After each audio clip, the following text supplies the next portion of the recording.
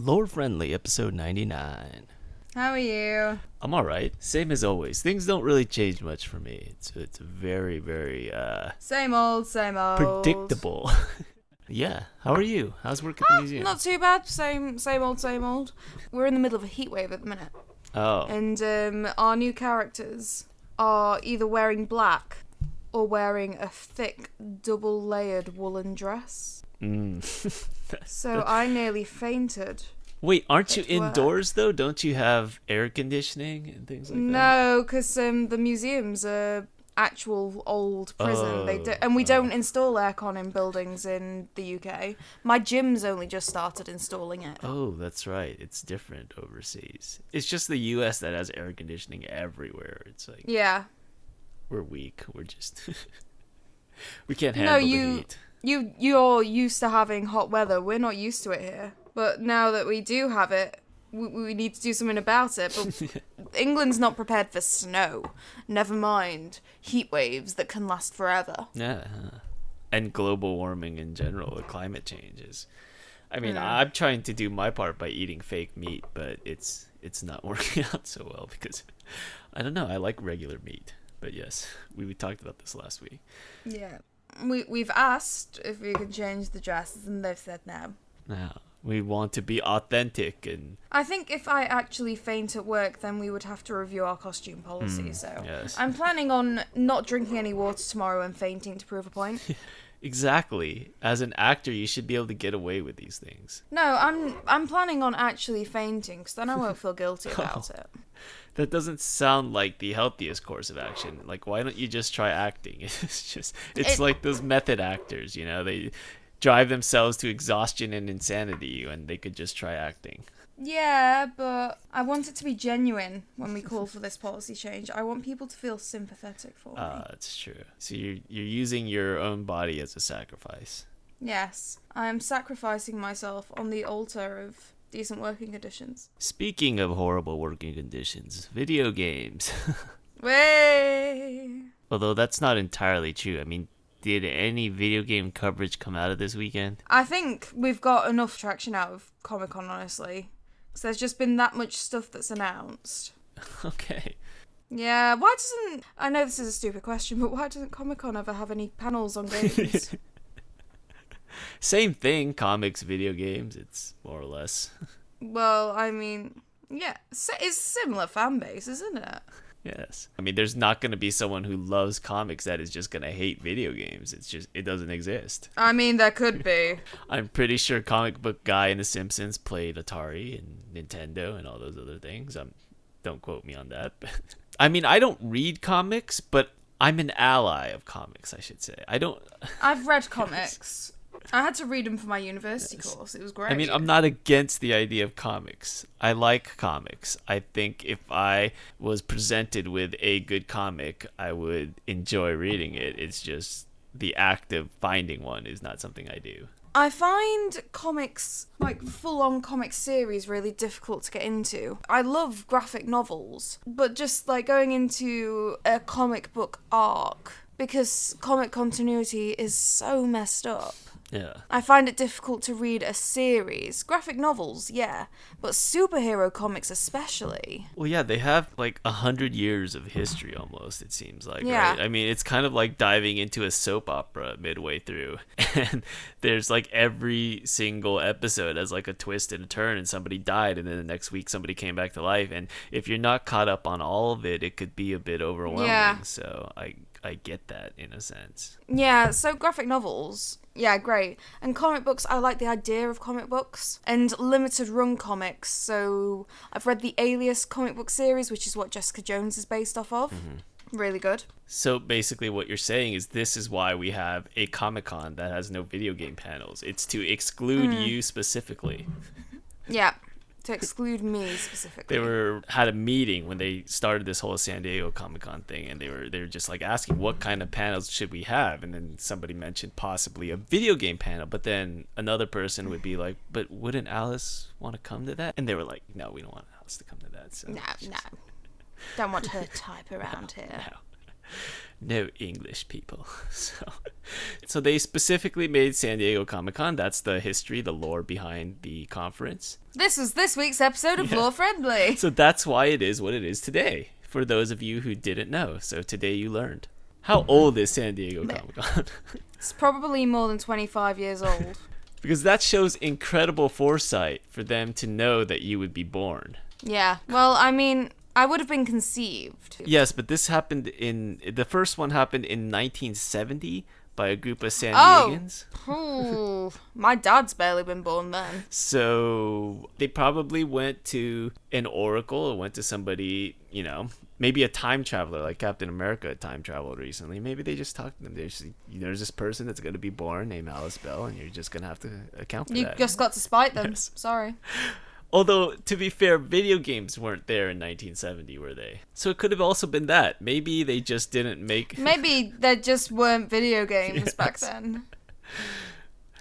I think that makes a lot more sense, honestly. Does it? I don't know about that. But we'll see. Yeah, it does. It really does make a lot more sense. So Marvel Phase 4, are you excited about it? I am. First things first, Black Widow movie. We've been begging for it for years since Iron Man 2 came out. Mm-hmm.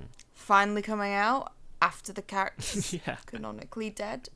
But there we go. There's a couple of those like that. Scarlet Witch as well, right? We have a WandaVision show with Vision. Vision isn't Vision? Did Scarlet Witch actually die in the MCU? Because I don't think she did. I think that we've now made it canon in our heads because of the guinea pig dream. Yes, that's true. She's alive, but Vision is still dead. So yeah, Vision's still dead. So it's probably going to be a prequel of some description. So Black Widow, you're excited about that? Yeah. The Eternals, I've never really heard of the comic series. I'm not really sure what it is. I've got no idea what's going off with it. But it's the MCU, so you almost have to watch to kind of get the context for the film. Yeah, right? we're going to have to watch it. Shang-Chi and the Legend of the Ten Rings. Never heard of that. Yeah, I've never heard of any of these things. Shang-Chi, I mean, it is kind of cool that you're getting more Asian representation, Asian actors. Oh, gotcha. But another, kung fu thing? Can we just have, the Asian lead do something other than kung fu? It's just, Or martial arts. Maybe we can have one that uses explosives or something. Maybe he just throws dynamite. Just anything. Make him something other than a kung fu artist or a scientist nerd. Yeah, but you've got to think, right? If he was blowing things up, you know what they'd say? Kamikaze. It's true. What about an Asian thief character? Huh? Thief could work. Yeah, we don't steal. That's not a stereotype. No, it's not a stereotype. So especially in Western culture. Yes, a witty, jokester Asian thief. How about that? Yeah, I'm down with that. Let's design the superhero now. Yes. No martial arts. He can't do any martial arts. He's very good with locks. Maybe he has keys for fingers or something. He's like Edward Scissorhands. But with keys. Yeah, we could call him Edward Key Hands. Key fingers. Like salad fingers, but Edward Scissorhands. It's a crossover. Yes, there you go. He's Edward's adopted stepbrother or something. Original OC, do not steal. So there you go. But and then Doctor Strange, new Doctor Strange coming out. I've only just watched the first Doctor Strange, and it was great. It was mind-bending. The title itself sounds pretty cool. The Multiverse of Madness. Apparently it's going to be a bit more horror, which could be a fun angle to explore, because you don't really see much horror-based stuff in the MCU. We have the WandaVision show, which we talked about earlier, where Elizabeth Olsen is actually quoted as saying, "We're gonna get weird." So there's that to look forward to. Yeah. And then there's the What If show, which is kind of like a Twilight Zone-ish show where they focus on all these kind of interesting scenarios, like what if this happened? Like what if Captain America died and what's her name? Peggy. What if Peggy became the super soldier or something like that? Yeah. What if Edward Scissorhands was an Asian with key fingers? So, yeah, I mean, basically they're going to have a lot of fun scenarios to play with. And they've got the Falcon and the Winter Soldier as well, which is going to be experimenting with their new roles, I'm guessing.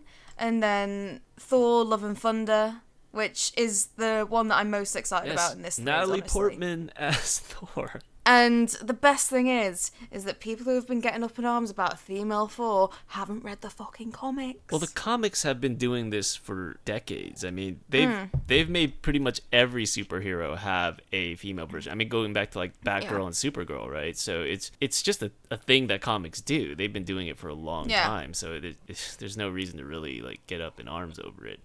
And it's being directed by my favorite director in the MCU. Yes. Taika Waititi. He's great. But I think the fact that our lack of familiarity with the characters kind of plays to their advantage, because they can experiment is my point, because we're not going to be as outraged, you know, about like if they did something wacky or if they did something different, you know, so we're going in with like an open mind because we have no idea what to expect. Yeah. The first 3 phases have been building up and experimenting with the format. I think the phase 4 is going to be experimenting with what they can do visually, what they can do plotline wise, what they can do genre wise. Because let's face it, at the end of the day, the first 3 phases have been a landmark for filmmaking. There is no film universe that has been able to do that or has done that before.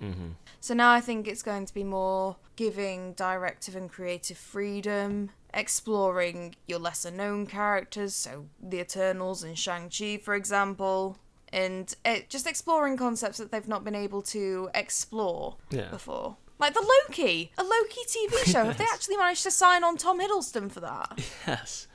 Well, TV is more prestige than movies are nowadays anyway, so it's not as surprising. But I guess the time constraints are what usually kind of limit big name stars from signing on. But no, I've just had a look and it has got Tom Hiddleston signed on for it. Oh, it has to. It wouldn't exist otherwise, right? Yeah.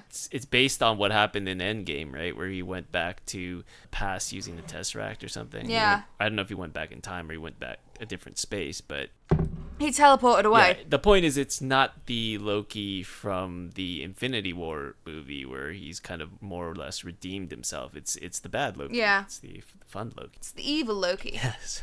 So that's going to be fun too. I mean, there's just a lot of stuff that they announced. I think they did a good mixture of adding in like the mega stars and the old favorites, and they did the kind of the Bethesda thing of also teasing the Fantastic Four and X-Men for Phase 5. Yeah, I think Guardians of the Galaxy 3 has been confirmed as well, but not been given a name yet or a title. Yeah, I mean, it definitely reminded me of the Bethesda press conference where they're like, where they announced all these things like that you never heard of or didn't really care all that much about, but then like just so that the fan base didn't riot, they kind of just, hey, by the way, Thor, X-Men, Fantastic Four. I really want to see, because I believe that Disney now also have the rights to Deadpool. Oh, they do? At least I think they do, because I think they bought off all of Fox's rights. So I really want to see what will happen when Deadpool gets into the Marvel Universe. I mean, that's just going to be a lot of breaking of the fourth wall and all that stuff, right? It's just typical Yeah, Deadpool. but I want to see Deadpool and Spider-Man being best buds. Ah. Like they are in the comics. And like the costume is pretty much a Spider-Man ripoff mixed with a ninja. Yeah. So. But he made it work. He made it work by just being the type of person who would wear a ripoff costume. So. It fits. And wield katanas, which were a very big thing in the 1990s. I mean, katanas were cool back then. Yeah. Now they're kind of overdone. I mean, I guess they're still cool if a samurai wields them, if it's era appropriate. Yeah. No, I'm excited for Phase 4. It's going to be great. Speaking of katana wielding superheroes, Blade also got announced. Oh shit, yes. That looks cool. Yes, I've been reading. I haven't watched the original Blade, and you'd think it'd be right on my street because it's fucking vampires. It's vampires. It's basically VTMB the movie.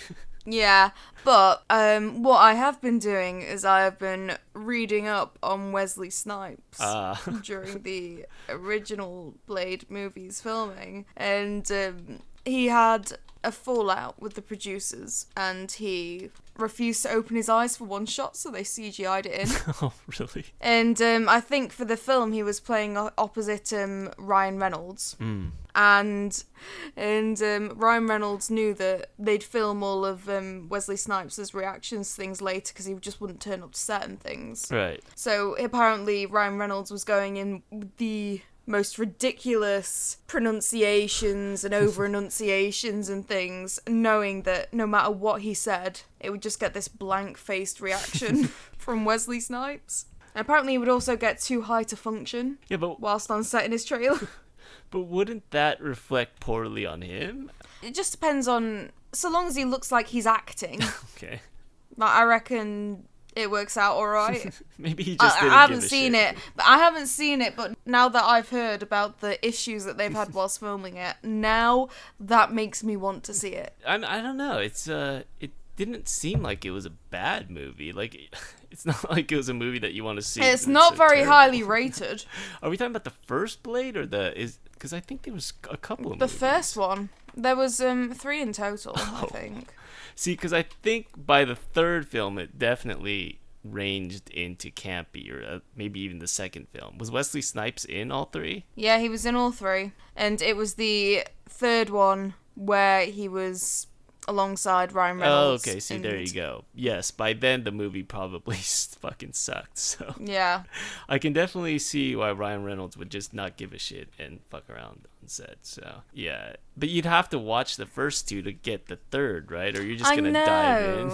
I'm just gonna dive in. But yeah, apparently another issue that they had with the Blade series was that it went from being directed by Guillermo del Toro, the myth, the man, the legend, Yes. to a different director between the last 2 films. Well, yeah, because by film 3, it's just a cash grab, right? I mean, it doesn't bear any resemblance to art at that point. Yeah. It's just... Oh shit, it was scored by Ramin Djawadi, Oh, who's that? dude who did the score for Game of Thrones. Oh.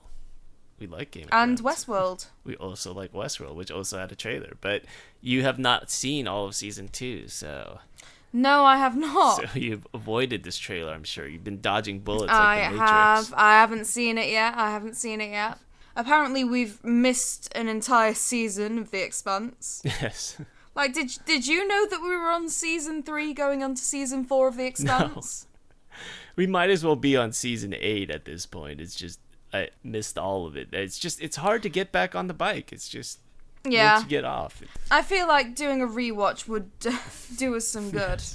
What else came out this trailer? Terminator 7? Speaking of things that have like 8 or 9 different iterations. I want to say 7. Is it Terminator 6? Terminator 7? Oh god, I don't know. There's so many. And that's the thing with these big old franchise films. Now, is it a reboot? Or are they continuing? Because I have not watched anything since T2. I haven't watched Terminator. But it has Linda Hamilton on it, so that's pretty cool. I mean, they tried Daenerys Targaryen in the role. They tried Lena Headey. They tried Cersei Yeah. as Sarah Connor, but they decided the best Sarah Connor was the original Sarah Connor. No, didn't they have Emilia Clarke in one of the Terminator films? Yeah, that she played Sarah Connor in one of them. Yeah, so not Cersei. No, Cersei played Sarah Connor in a different version, I think. Wait, what? Yeah, that's like a funny trivia thing. Both Lena Headey and Emilia Clarke have both tried their hand at playing Sarah Connor. Oh my god, she has. I'm sorry for doubting you. So it's a weird little thing, but eventually, yeah, the right person to play it is Linda Hamilton. Always has been. She looks pretty badass in it. Mackenzie Davis is also in this movie. I like Mackenzie Davis. Yeah. She's pretty badass herself. I hate that word though. I hate badass. It's so overused. It's basically the katana of adjectives. But yeah. And Arnold is back in it, so I don't know. It looks campy. It looks like it's gonna be terrible in a good way. So, but I love Linda Hamilton, so I will probably watch it. What else came out? A trailer for Top Gun of all movies. Fucking hell. When there's all this stuff being announced, it's like E3 all over again. Yeah. When there's all of this stuff that's been announced, how can you get excited about it? Yeah. I don't get excited for things that should be buried and dead. No. Yeah, and the funny thing is, they kind of made it clear that Tom Cruise hasn't changed at all. His character, he's still young and rebellious and like a maverick. And I don't know. They're trying to keep that same energy, but the fact that he's old kind of makes it sad in a way, in that he's kind of like a man child. He hasn't grown up a bit. You would think like after a couple decades that he would be more of an adult, but yeah, I don't know. They're keeping the same energy, so we'll see how it goes. They're trying to relive the past, and hopefully it works. Hopefully it's not like a metaphor for the movie itself. Yeah. But yeah, that's my Top Gun rant. I mean, and who knows? We haven't seen the movie yet, so I have no idea if that's the direction they're taking or if it's even the wrong direction. Might work. What else came out? His Dark Materials. Oh, yes. How do you feel about that? So, The Golden Compass, one of the films that came out based on the book series, because it's actually a children's book series, I believe. Or it was initially written as like a coming of age story. So, I mean, it was marketed to young adults in the same vein of, like Hunger Games and things like that. But, themes-wise, like, when people are saying, oh, what should I read after reading A Song of Ice and Fire whilst I'm waiting for Winds of Winter, one of the number one recommendations that you get is His Dark Materials. As a book series, it's won multiple awards. It's done really well for itself. It's already had a 2-part film adaptation.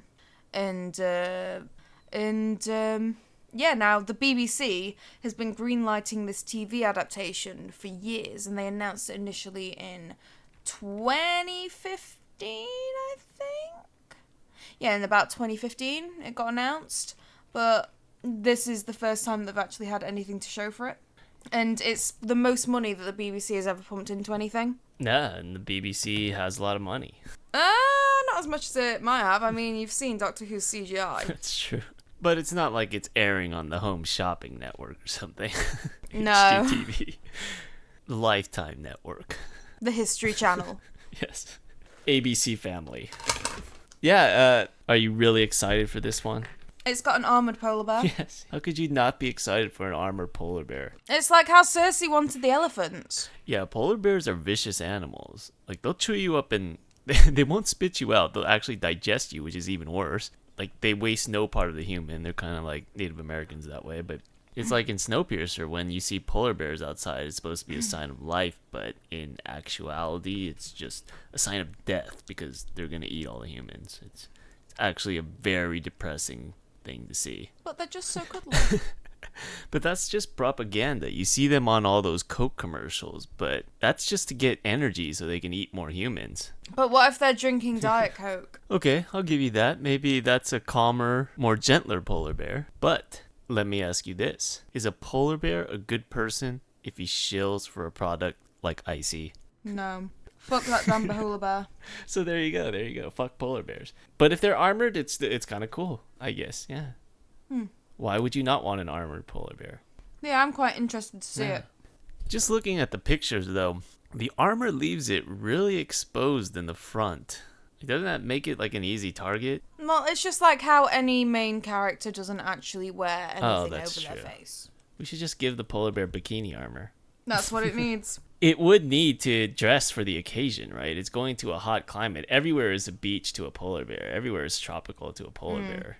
Unless it's taking place in the Antarctic, which I think it is. Okay. That would be normal climate. It should just be dressed in normal clothes. It'd just be comfortable. A sweater with the words icy on it. But the most relatable, the big trailer that came out that has to do with video games, the Witcher trailer, starring Henry Cavill and a bunch of other people. I reckon it looks like it could be fun. It actually looks pretty good. Again, this is coming as somebody who's not a massive fan of the Witcher series. I've never played the games, I've not read the books, although one of my friends has read the books and he says that they're absolutely fantastic and they should be given a shot, so... Yeah, I feel like that's the case for everything we've talked about today. Yeah. They all have books, but who has time to read them? Wait for the TV shows.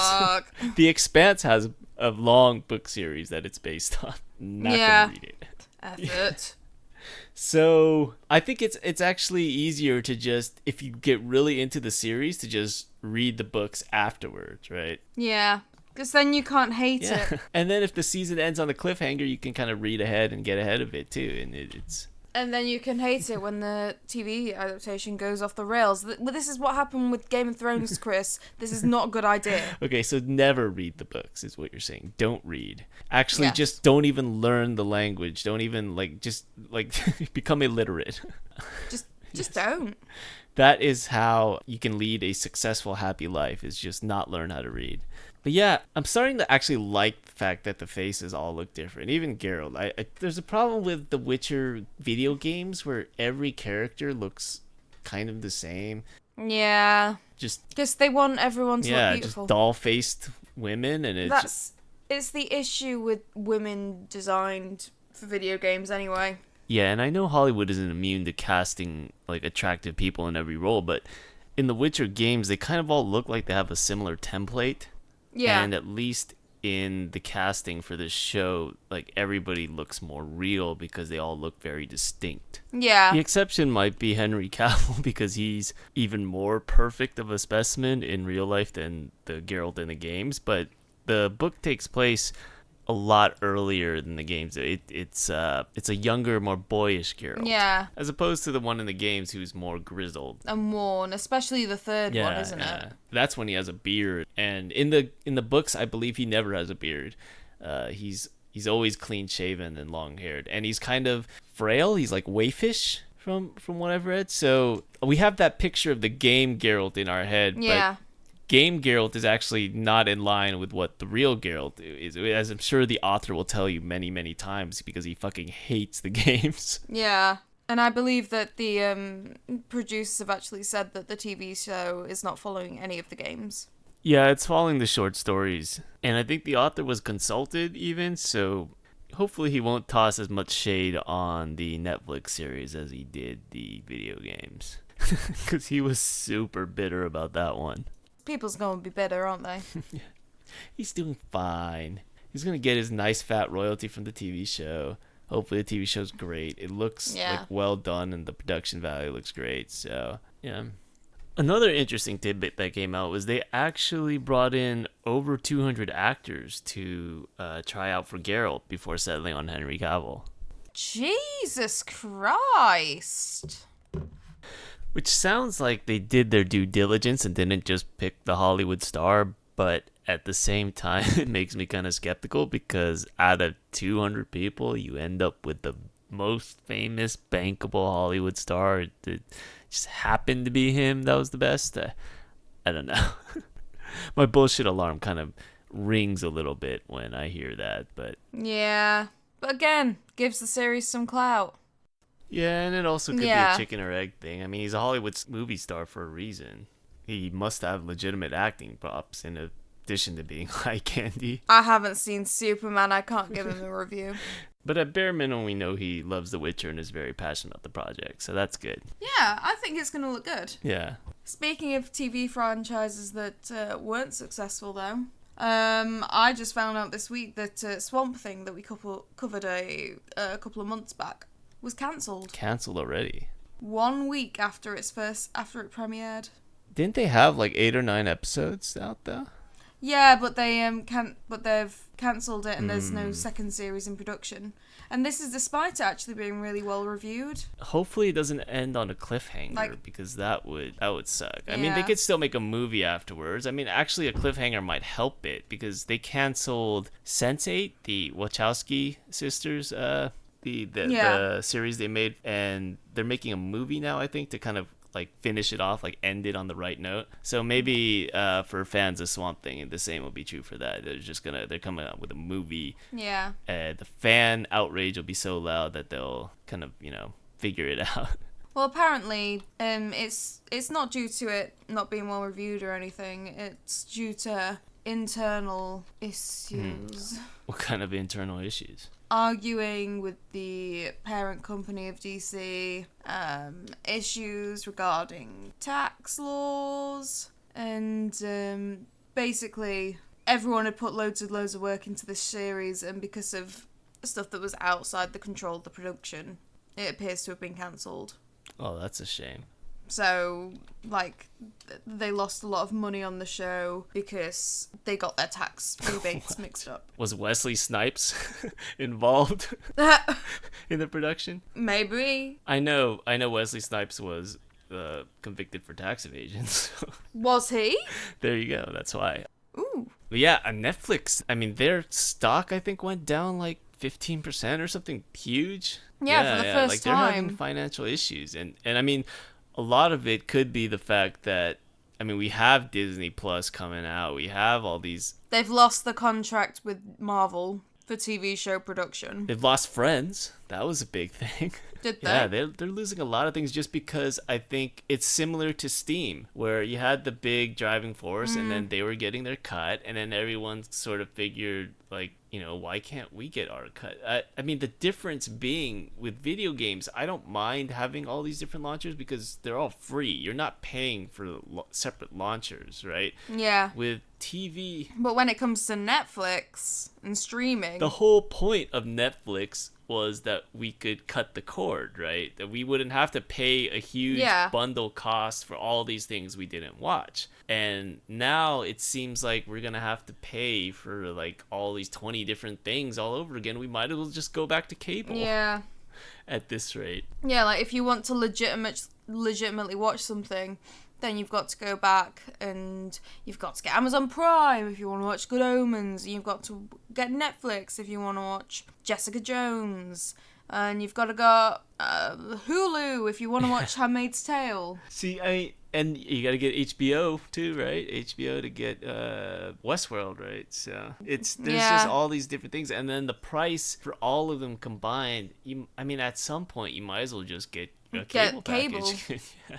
So I don't know. I mean, and it's different from like Steam and Uplay. I'm not paying for Uplay, and I'm not paying for Steam. Yeah, it's an inconvenience. Yeah, exactly. But it's not a big deal because in that system, everything is free, and then you pay the developer like the percentage premium as the storefront. So it's different. So I don't know. I don't know how that's gonna work. We'll see how things survive. I'm gonna be interested to see how the Disney Plus launch goes because it's got a powerhouse of stuff to be starting off with. Yeah, well, it's got all the Marvel films and it's got Disney animated films. And the price point isn't too bad, $6.99. So yeah, it's better than Netflix. Netflix might have to look at either getting in some more big name rights. DreamWorks. But even DreamWorks has got nothing on Disney. No. But it has got Shrek. That's really all you need. Shrek and the Smash Mouth guy. Somebody once told me. That guy's crazy. He have you ever seen his Twitter? I guess if you don't follow sports, no. But his takes are the worst. They're the absolute worst. That's all you need to know. Is there anything else that came out this weekend that you're excited about? It. I have not seen any of the It's, so. The first one was really good. Mm. And I'm quite excited for Picard as well. Oh, yes, Just Picard. because I like Patrick Stewart. He does look a little bit Harrison Fordy in that his age is starting to show, but that has nothing to do with the film, really. It's just an observation. We all get old. People die. No, it's just really interesting. I just love him. Him and Ian McKellen. Mm. The day that Ian McKellen eventually passes is not going to be a happy day for me. Yeah, I'm not the biggest Star Trek fan, but he was definitely my favorite captain in my limited experience with Star Trek captains as far as that goes. I mean, Captain Kirk is the OG, but he is like really campy, and I don't know. He didn't really do it for me. Picard is my guy. So yeah, I mean, but it's kind of cool that they're coming out with a movie. I believe they're bringing back a lot of the old cast. Like I saw Data in the trailer. I saw Seven. Yeah, and who else? I think they weren't in the trailer, but I think Riker is gonna be back, Commander Riker. Yeah. Who is now a meme. First there was Captain Picard with the face palm, and now we have Jonathan Frakes telling people that they're wrong for 47 seconds, which is very useful on the internet to tell someone that they're wrong. Yeah. It's very apropos. It's very flexible, you know? You can use it in all sorts of situations when somebody's wrong. And not only that, you could just beat them down with the fact that they're wrong for 47 seconds in the most just eloquent and dignified way Yeah. that only Jonathan Frakes can deliver. Wrong. Fiction. Fake. Not true. Fake news. We made it up. Right, so, on that note. Yeah, that's it for this episode of Lore Number Friendlies. 99. Yes, 99. One more Next to week, go. next week is episode 100. You're getting drunk, Talk about aren't you, awesome- Chris? You're going to be a Sure, good why boy. not? You're going to get drunk. What should I drink for our 100th episode? Vodka. What is it? All right, vodka it is. The most Polish. I was going to say the most Russian of drinks since we live in Russia now, but I guess it's Polish. So Yeah, we never figured mind. this out a couple of weeks ago when we were talking about Krakow. Yeah, someone did correct us in the comments Correct when we were corrected saying- our pronunciation. We are correct we were now. saying We Krakow. are. Krakow is funner to say. Yes. Krakow is the proper way to say it. Yes. All the W's are V's, right? Yeah. So like Warsaw is like Warsaw. But it's just how it's like the same case in Old English, for example. Yeah, I mean a W is basically two V's put next to each other. Yeah. So there you go. Same shit. It's a double V. You just pronounce both V's. Krakow. Krakow. There you go. Now you speak Polish. Hey, we're gonna get reamed in the comments. All right. Talk to you next week. So long.